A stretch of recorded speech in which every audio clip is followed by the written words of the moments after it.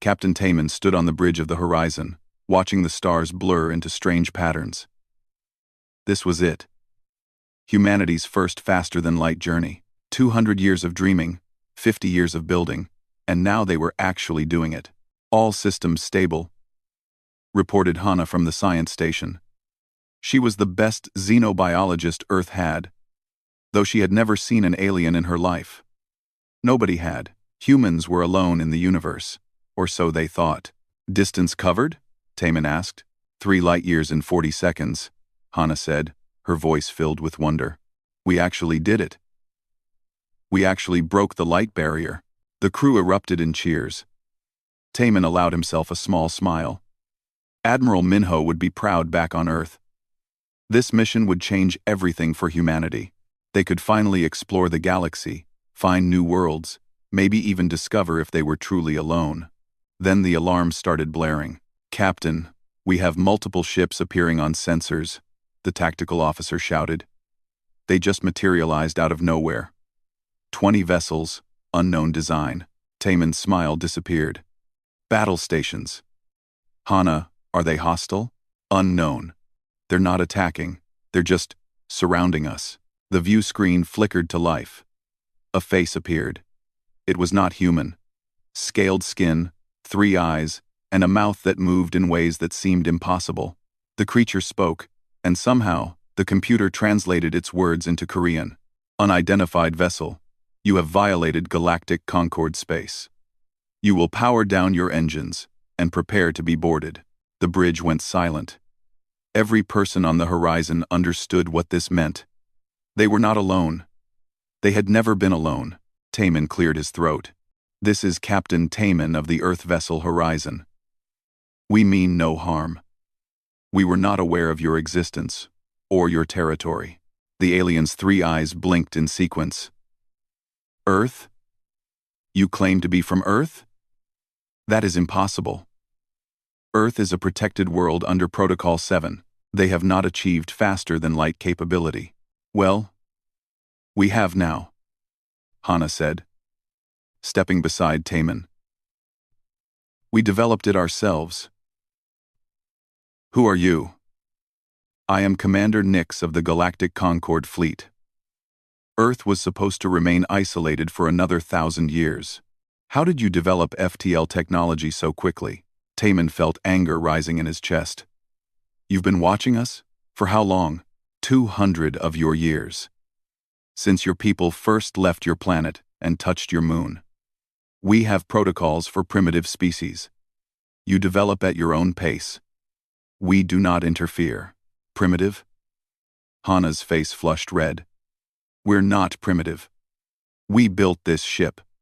We solved faster-than-light travel on our own. Commander Nix's expression changed to something that might have been concern. You should not have been able to do that. Your technology level suggests you are at least 500 years away from FTL capability. How did you accomplish this? Maybe we're smarter than you thought, Taman said. Or maybe your protocols are wrong about us. The alien was silent for a moment. You will accompany us to Concord Prime. The High Council must be informed immediately. This changes everything. The communication cut off. The alien ships moved into formation around the horizon, clearly escorting them whether they wanted to go or not. Captain, orders? The tactical officer asked. Taman sat down in his command chair. We go with them.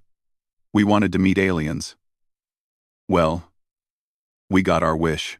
The journey to Concord Prime took 3 days. During that time, Hana spent every moment scanning the alien ships and learning everything she could. The technology was advanced but not impossible to understand. The aliens used a different method for FTL travel, one that was actually less efficient than Earth's gravitational manipulation drive. Captain, I've analyzed their biology from the communication feeds, Hana reported on the 2nd day. Commander Nix is from a species called the Salthene. They're reptilian, cold-blooded, and their brain structure is fascinating. It's more distributed than ours, less centralized. What does that mean? Taman asked. It means they think differently than we do. Their neural processing is slower but more stable. Humans have a highly centralized brain structure. We process information faster. but we're also more prone to what they might call erratic behavior. You're saying we think faster than them? Possibly. I won't know for sure until I can run proper tests. When they arrived at Concord Prime, the sight took everyone's breath away. The planet was surrounded by thousands of ships, dozens of space stations, and what looked like artificial rings that glowed with their own light. This was a civilization that had conquered space travel long ago. Ambassador Yuna was brought up from Earth on a special transport to meet them at Concord Prime. She was a diplomat with 30 years of experience. Though all of it had been with humans, now she would represent Earth to an entire galaxy. The High Council chamber was massive. Representatives from 47 different species sat in a circular arrangement around a central platform. High Chancellor Vorth, another Salthine, sat at the highest position. He looked old, even by alien standards. Humans of Earth, Vorth's voice echoed through the chamber. Your presence here presents us with an unprecedented situation. You were not supposed to achieve this level of technology for many centuries. You have forced us to make first contact earlier than planned. Yuna stood tall on the platform. We did not know you existed. We developed our technology through hard work and dedication. We meant no offense. Offense? A different alien spoke, one that looked like it was made of living crystal. We are concerned, human. We have scanned your species. Your biological markers show traits that are disturbing. What traits? Yuna asked. Vorth answered. High aggression indices. Extreme pain tolerance. Unusual endurance capabilities. Your species evolved on a planet we classify as a Class 12 death world. Do you understand what that means? No, Yuna admitted. It means your planet should have killed you long before you evolved intelligence. The gravity is too high. The atmospheric pressure is too strong. Your world has dozens of apex predators. Your weather patterns are violent and unpredictable. Yet somehow, you not only survived but thrived. You conquered your entire planet. Another alien, this one resembling an insect with too many limbs, spoke up. We have a saying in the Concord. Any species that survives a death world is dangerous by nature. You are the first death world species to achieve spaceflight in recorded history. Commander Nix stood from his position. High Chancellor, I must speak. The humans should be returned to their world and kept there. They are a threat to galactic peace. That's not fair, Taman stepped forward. You don't know us. You've only watched us from far away. Give us a chance. Vorth raised a clawed hand for silence. The human raises a valid point. We cannot judge a species without proper contact. Therefore, I propose a probationary period. 10 years. Humanity will be allowed limited access to Concord space. They will be monitored. If they prove themselves peaceful and cooperative, they will be granted full membership. If they prove dangerous, they will be confined to their home system. The council murmured, debated, and finally voted. The decision was made. Earth was now part of the Galactic Concord, but they were on trial. They had 10 years to prove they deserved to be there. The probationary period began with strict rules. Humans could only travel to 3 designated systems. They could establish small colonies, but no military bases. Every human ship had to carry a Concord observer. Earth agreed to all the terms, knowing they had no other choice. Captain Sunwoo commanded the Defiant, Earth's second deep space vessel. Unlike Taman, who was diplomatic and careful, Sunwoo was bold and direct. Admiral Minho had chosen him specifically for that reason. The aliens needed to see what humans were really like. This is stupid, Sunwoo muttered as he read the patrol assignment. They want us to check mineral deposits in the outer rim. It's busy work. His first officer, a young engineer named Isul, looked up from her console. At least we're out here. Better than sitting in Sol system. The Concord observer, a floating jellyfish-like creature named Magistrate Krell, pulsed with soft colors. The computer translated his response. This assignment tests your ability to follow protocols. Many species fail this simple task. We're not many species, Sunwoo said. We're humans. 3 months into their patrol, disaster struck. A micrometeor shower damaged the Defiant's hull, causing a breach in Section 7. The alarms screamed through the ship.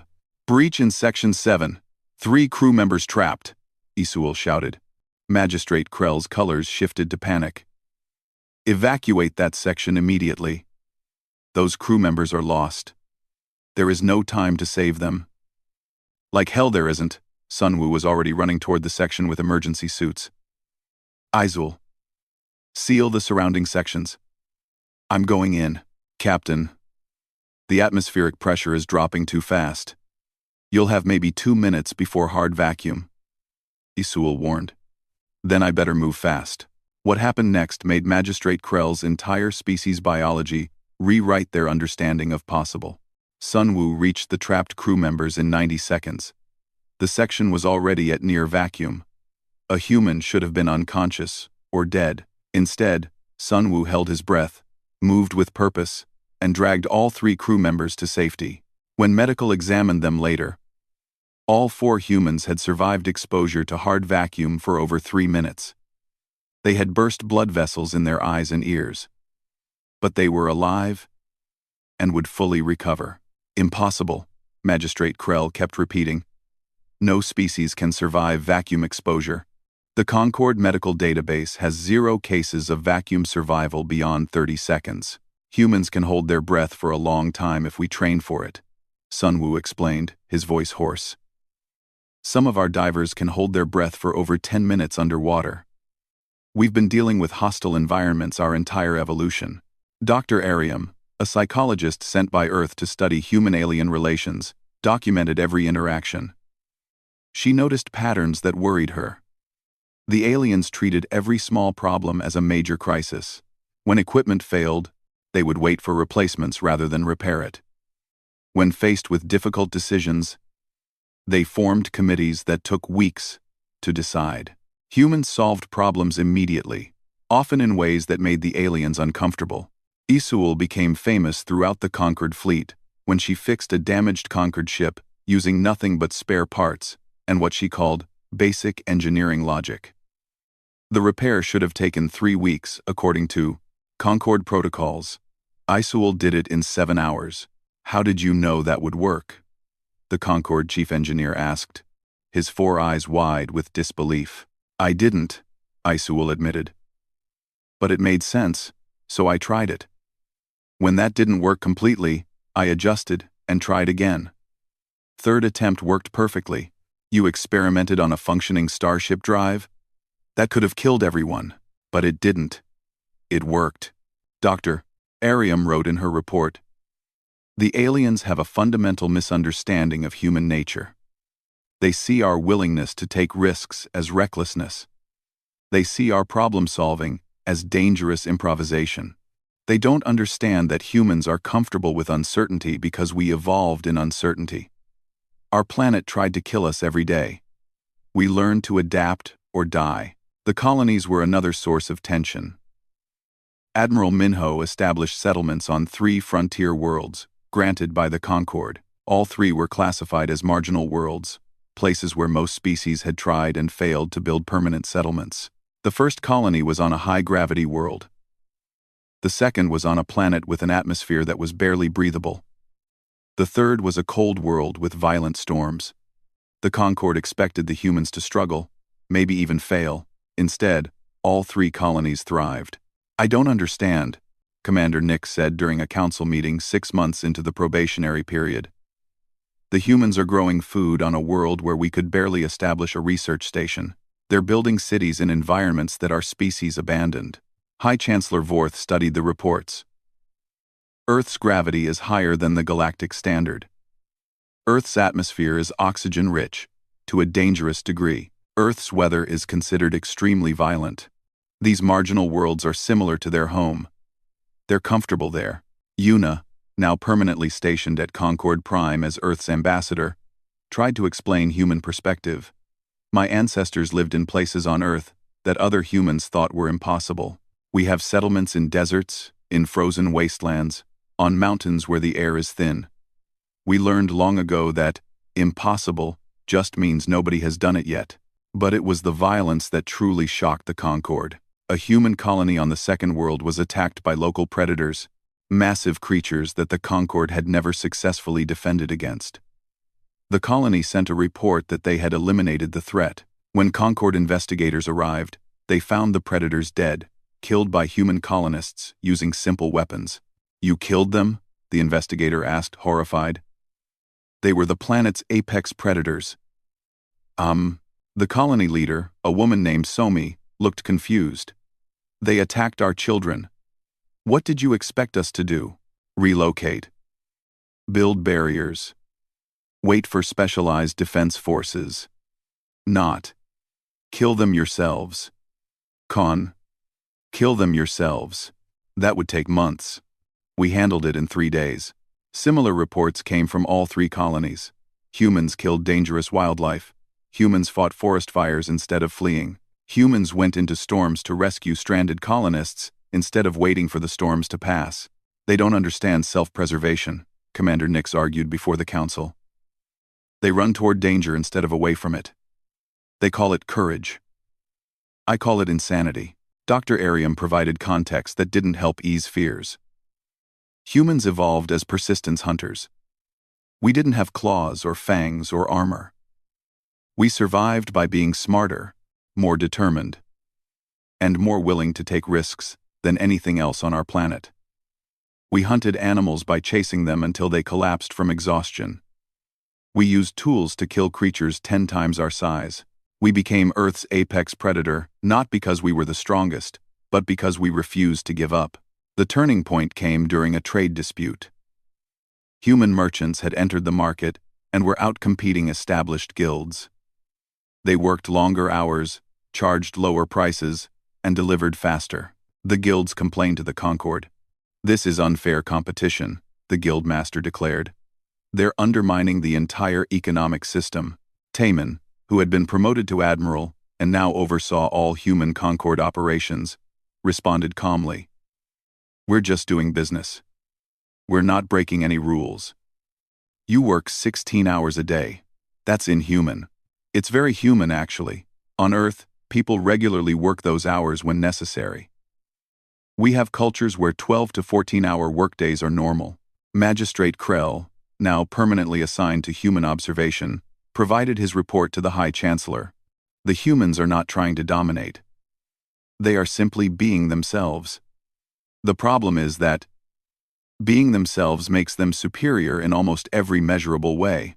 They're faster, stronger, more resilient, more creative, and more determined than any species in the Concord."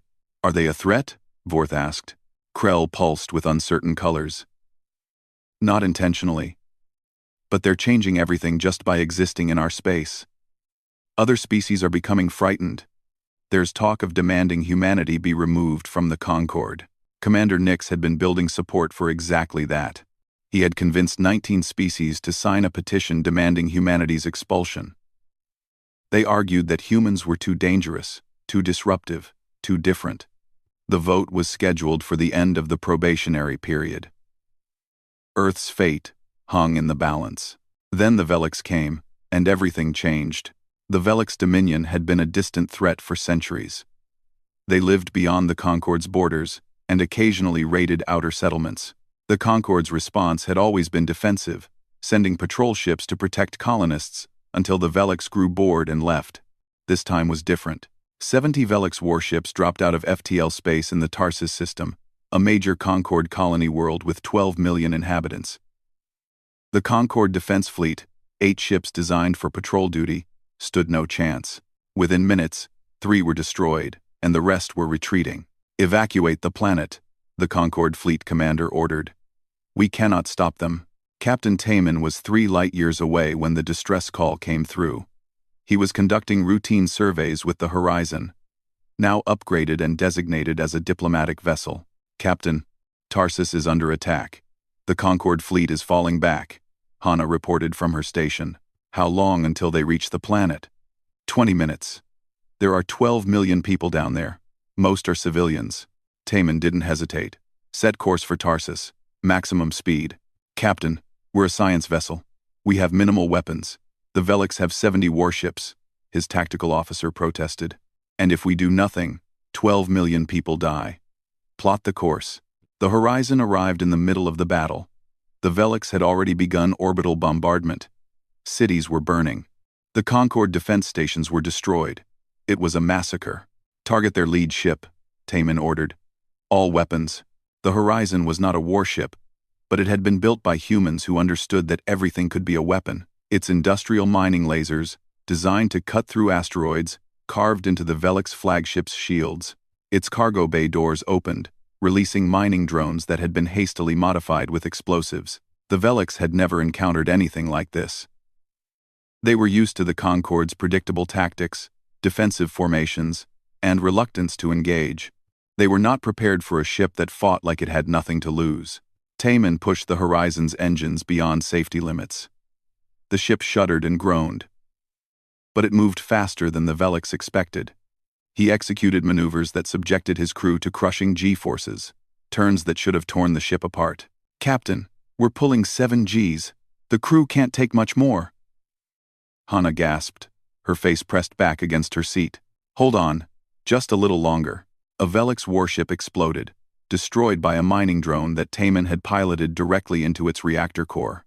2 more ships broke formation, confused by tactics they had never seen before. But the Horizon was just 1 ship. It couldn't win this fight. Taman knew that. He was just buying time. "This is Captain Taman to all civilian transports on Tarsus. Begin evacuation now. I'll keep them busy as long as I can." The Velix commander finally focused on the Horizon. 10 warships moved to destroy the irritating vessel that had killed one of their own and damaged 3 others. Then Admiral Doyun arrived with Earth's defense fleet. 20 human warships dropped out of FTL in perfect formation. These were not civilian vessels converted for science. These were ships built specifically for war, designed by people who had been fighting wars for thousands of years. "This is Admiral Doyun to Velix forces. You are attacking a Concorde world. Withdraw now or face destruction." The Velix commander laughed, a sound that translated as clicking and hissing. "You are the humans? The primitives who just learned to fly between stars? We have been conquering worlds for millennia. You are nothing." "Then you haven't been paying attention," Doyun said. "Taman, fall back. We'll take it from here." What happened next would be studied in military academies for generations. The human fleet didn't form defensive positions. They didn't try to negotiate. They attacked with a ferocity that made the Velix hesitate for the first time in their civilization's history. Human ships moved in ways that defied logic. They spun, rolled, and accelerated in patterns that no Concorde species could survive. Their weapons targeted weak points with precision that suggested they had been studying Velix ship design for years. They coordinated their attacks through methods that were faster than any known communication system. Captain Sunwoo, leading a squadron of 5 ships, executed what became known as the Defiant Maneuver. His ships flew directly at a Velix formation, weapons blazing, taking heavy damage. Just when the Velix thought they had won, the human ships spun around their center of mass and fired concentrated beams into the Velix ship's exposed rear sections. 6 Velix warships exploded in 10 seconds. "Impossible!" the Velix commander screamed. "No species can withstand those Gi forces. Your crews should be dead." "We're built different," Sunwoo responded, blood running from his nose from the pressure, but still conscious and fighting. The tide of battle turned. The Velix had more ships, but the humans had something the Velix had never encountered: the complete lack of fear in the face of death. A human destroyer, heavily damaged and losing power, rammed directly into a Velix cruiser. Both ships exploded. But the destroyer's captain had evacuated most of his crew first and piloted the collision himself. "They're insane," a Velix officer reported. "They're willing to die just to take us with them." Then the human Marines boarded a Velix ship. The Concorde didn't do boarding actions. It was considered barbaric, too dangerous, too primitive. You didn't send people inside an enemy ship to fight at close range. That was madness. General Huan led the assault personally. His team of 200 Marines breached a Velix battleship and fought their way to the bridge. The Velix crew, evolved from ambush predators and skilled at ranged combat, had no defense against humans who fought with knives, hand weapons, and their bare hands when necessary. "Get off my bridge!" The Velix captain screamed, firing his weapon wildly. Juan caught the blast on his armor, stumbled, and kept coming. "Your bridge? This is our trophy now." The Velik's captain surrendered. His entire crew surrendered. In their entire history, no one had successfully boarded and captured a Velik's warship. The humans had done it in 43 minutes. Admiral Doyun didn't stop at defense. While the Concorde would have celebrated driving the Velik's away, Doyun pursued them. Human ships chased the retreating Velik's fleet across 3 systems, destroying their supply bases and sending a clear message. "Tell your leaders," Doyun broadcast on all Velik's channels. "Tell them what happened here. Tell them that the Concorde is now defended by humans. Tell them that if they ever attack a Concorde world again, we will not stop until we reach your homeworld and burn your empire to ashes. We are humans, we are from Earth, and we do not forgive attacks on innocent people." The Velik's fled. Their raiding stopped immediately. Rumors spread through their empire about the Deathworlders who felt no pain, feared no death, and fought like demons. Back at Concord Prime, the Council watched recordings of the battle in stunned silence. They saw human ships executing maneuvers that would kill any other crew. They saw humans boarding enemy vessels and fighting hand-to-hand like savages. They saw humans willingly sacrifice themselves to protect others. High Chancellor Vorth finally spoke. "Commander Nix, you wanted to remove humanity from the Concord because they were dangerous." "Yes, High Chancellor, you were right. They are dangerous." Vorth paused. "They are dangerous to our enemies.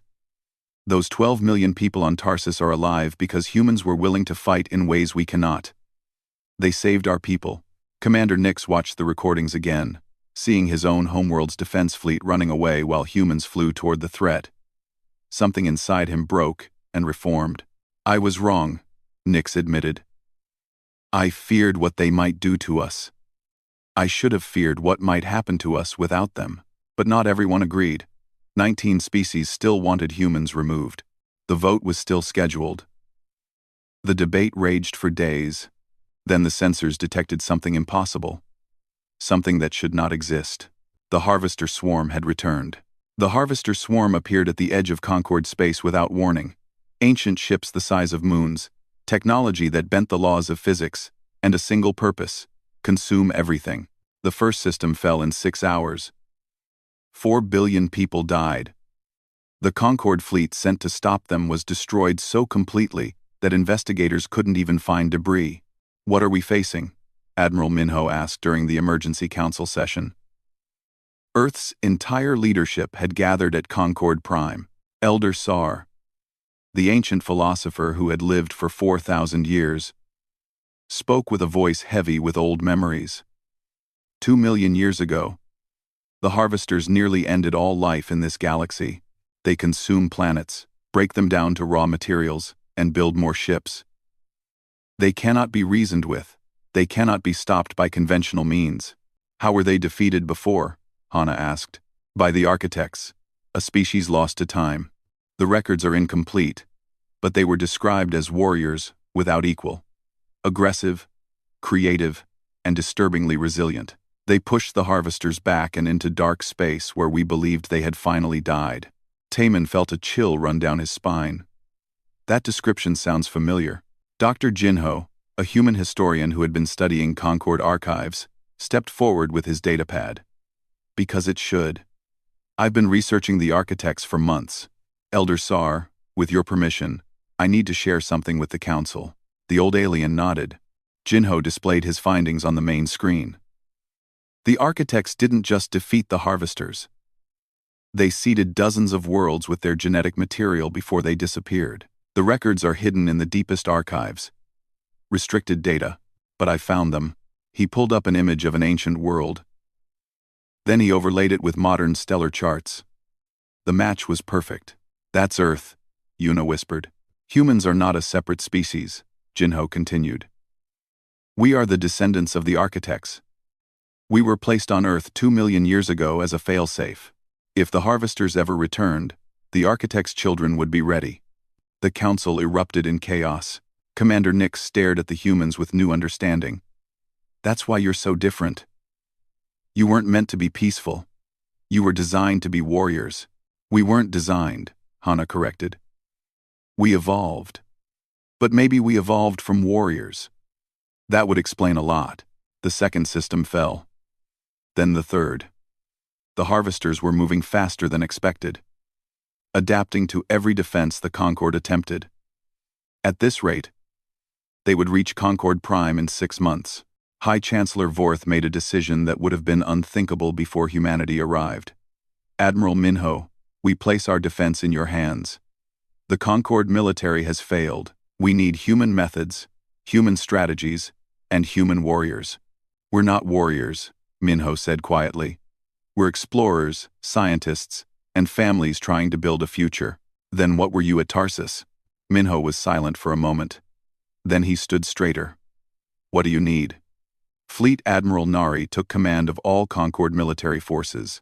She was a blunt woman who had served in Earth's Navy for 30 years and thought the Concord's military protocols were ridiculously inefficient.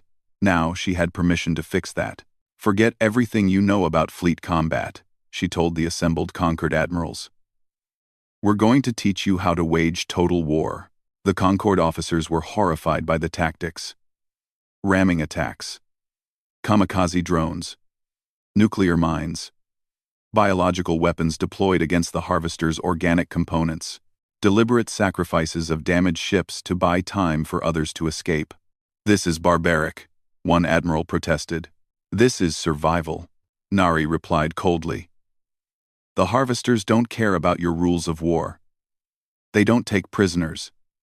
They don't negotiate. They consume, so we're going to teach them what happens when you try to consume humans. Dr. Hana made a crucial discovery. The harvesters had a weakness to radiation levels that would kill most Concord species, but humans could survive with proper shielding. Human ships could fight in environments where no other Concord vessel could operate. We can use this, Hana explained to the council. We lure them into high radiation zones. The harvester ships will be weakened. Our ships will still function. Captain Sunwoo volunteered for the first mission. He led 15 human ships into the Gamma Nebula, a region of space so radioactive that Concord ships avoided it completely. The harvesters followed, believing they had trapped prey. Instead, they found predators. The human ships fought for 7 hours in conditions that would have killed any other crew within minutes. They lost 6 ships and over 4,000 people, but they destroyed an entire harvester world ship. It was the first major victory against the swarm. But victories came at terrible costs. Every battle meant human ships fighting in places where survival was measured in minutes. Every strategy meant accepting that people would die. Earth's population was only 12 billion. The Concord numbered in the trillions, but it was humans doing most of the dying. Why? Elder Sar asked Taemin, after a particularly brutal battle. Why do your people keep volunteering for these suicide missions? Taemin looked at the memorial wall where thousands of human names were now inscribed. Because someone has to. Because we know how to accept losses and keep fighting. Because maybe this is what we were meant to do all along. The war lasted 18 months. 18 months of horror, sacrifice, and losses that would have broken any other civilization. The Concord learned what total war meant. They learned that sometimes peace requires terrible violence. They learned that humans were willing to pay prices that others couldn't imagine. General Huan led ground forces on 3 different worlds that the harvesters had partially consumed. They fought through corrupted landscapes, killed harvester drones in close combat, and destroyed processing centers that were converting planets into raw materials. The survival rate for these missions was 40%. Huan led every mission personally. Do you want to die? Dr. Ariam asked him after his 8th mission. I want to win, Huan replied. My death is just a possible cost of victory. Captain Sunwoo developed new tactics. His defiant doctrine became required teaching in all mixed fleet operations. Accept losses. Move faster than thought. Attack weak points mercilessly. Never let the enemy predict your next move. Die if necessary, but take the enemy with you. 50,000 human military personnel died in those 18 months.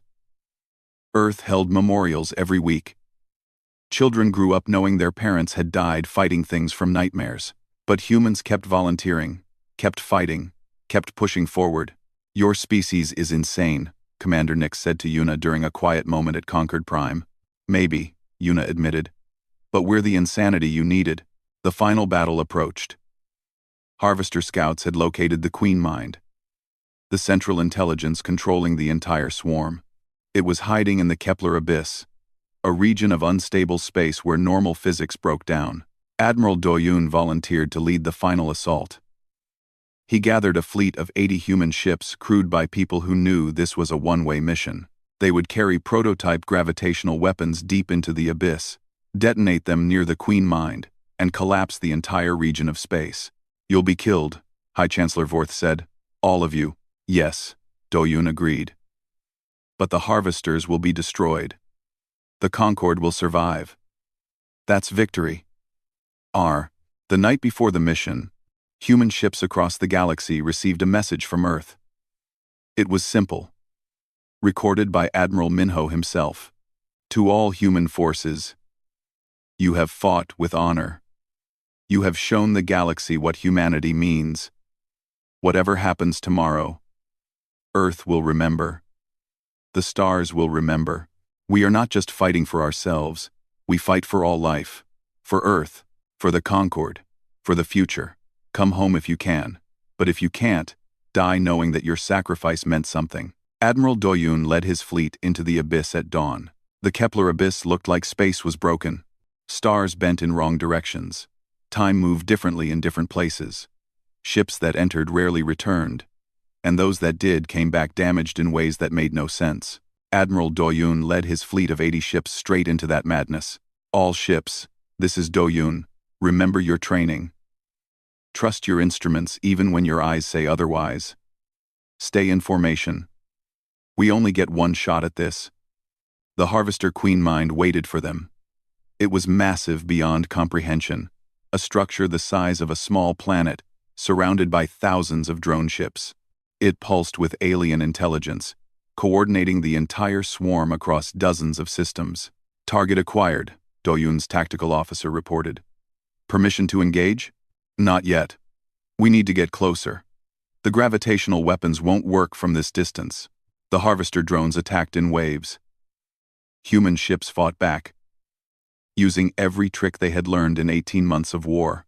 They dodged, weaved, and sacrificed themselves to protect the ships carrying the weapons. Captain Taman watched from the horizon, positioned outside the abyss with the rest of the Concorde fleet.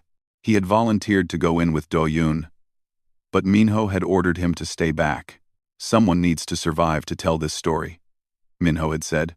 Taman watched his friends fly toward certain death and felt helpless for the first time in his life. Inside the abyss, ships were dying. The drone count was overwhelming. Doyun lost 20 ships in the first hour, 40 ships by the second hour, but they kept pushing forward, getting closer to the Queen Mind.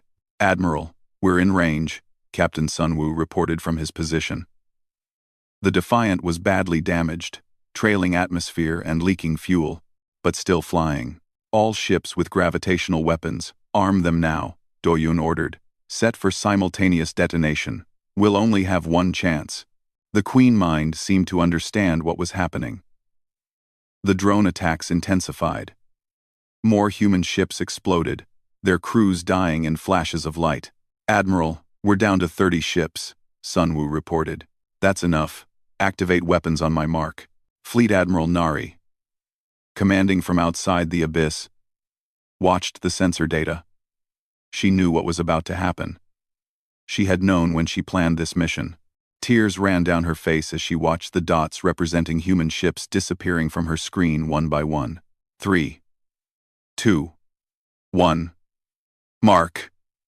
Doyun's voice came through, loud and clear. 20 human ships detonated their gravitational weapons simultaneously. The effect was immediate and catastrophic.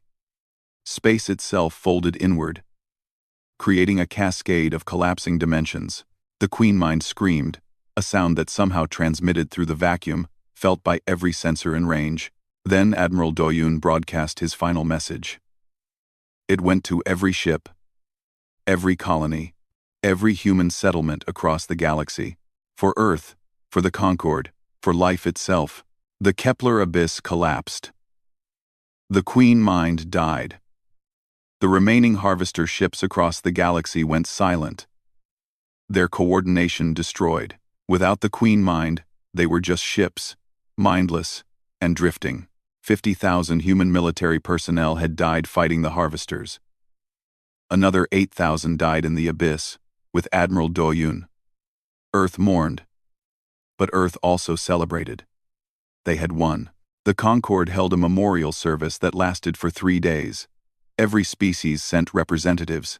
Every world observed a moment of silence. The names of 58,000 humans were read aloud, each one honored. Commander Nix stood before the memorial wall and saluted. He stayed there for 6 hours, reading every name, understanding what each death meant. High Chancellor Vorth called an emergency session of the Concord Council. Every representative attended. The chamber was silent as Vorth spoke. We asked humanity to prove they could coexist peacefully with the Concord. Instead, they proved something far more important. They proved they would die to protect us. Not because we forced them, not because they had to, but because they chose to. Elder Sar rose slowly. I have lived 4,000 years. I have seen civilizations rise and fall. I have never seen a species like humanity. They are the architect's children, warriors born from warriors. They saved us because that is what warriors do. They protect those who cannot protect themselves. The vote that had been scheduled to remove humanity from the Concord was no longer necessary. Instead, a new vote was called. The motion was proposed by Commander Nix himself, and it passed unanimously. The Quarantine Decree. Ambassador Yuna stood before the council as the decree was read. Effective immediately, Earth and all human colonies are declared a protected zone. This designation serves multiple purposes. First, to honor humanity's sacrifice. Second, to protect humanity from those who might seek to exploit or harm them. Third, to protect the galaxy from accidentally provoking the most dangerous species known to exist. Yuna listened carefully as the terms were explained. Human beings would have full freedom to travel, trade, and settle anywhere in Concord space. No species could restrict human movement or rights. But Earth's solar system would be off-limits to all non-human ships without explicit permission from Earth's government. Any species that attacked humanity or human interests would face not just human retaliation, but full Concord sanctions and military action. The Concord would stand with humanity as humanity had stood with them. Humans would serve as the Concord's primary military force, but only humanity would decide when and where they fought. No species could command human forces. No council could order humans to war. They would fight when they chose to fight, protecting those they chose to protect. We mark Earth as dangerous, Vorth said solemnly. Not to cage you, but to warn others. You are Deathworlders. You are warriors. You are dangerous in ways that most species cannot comprehend. Any species that forgets this lesson will learn it the hard way. Yuna stepped forward. We accept this decree with one condition. Humanity will continue to explore. We will continue to learn. We will continue to grow. You can mark our home as dangerous, but you cannot limit our potential.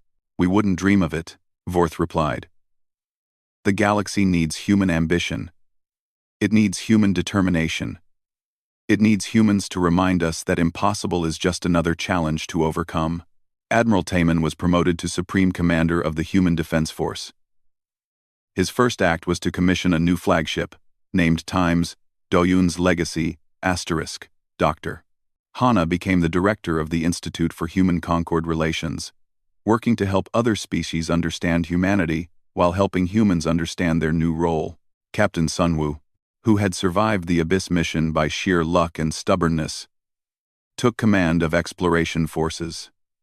He led missions beyond Concord borders, carrying a message to any species they encountered. The message was simple. Earth has spoken.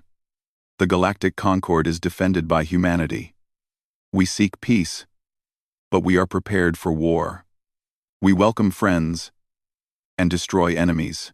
Choose wisely which you want to be. 50 years passed.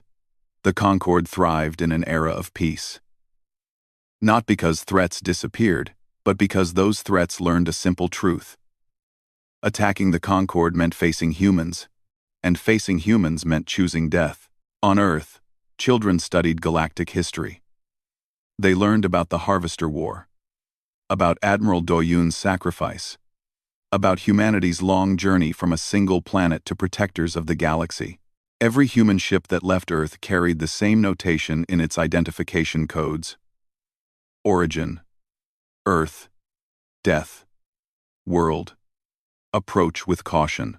Every galactic map marked Earth's solar system with a warning: quarantine zone, off limits, extreme danger. The Concord had declared Earth off limits to protect themselves from accidentally angering the most dangerous species in the galaxy. But humans knew the truth. They weren't dangerous because they wanted to be. They were dangerous because they had to be. And if being dangerous meant protecting trillions of lives across dozens of species, then humans would carry that burden gladly. Because that's what warriors do. That's what the architect's children do. That's what humans do. They protect. They fight. They survive. And they never, ever give up.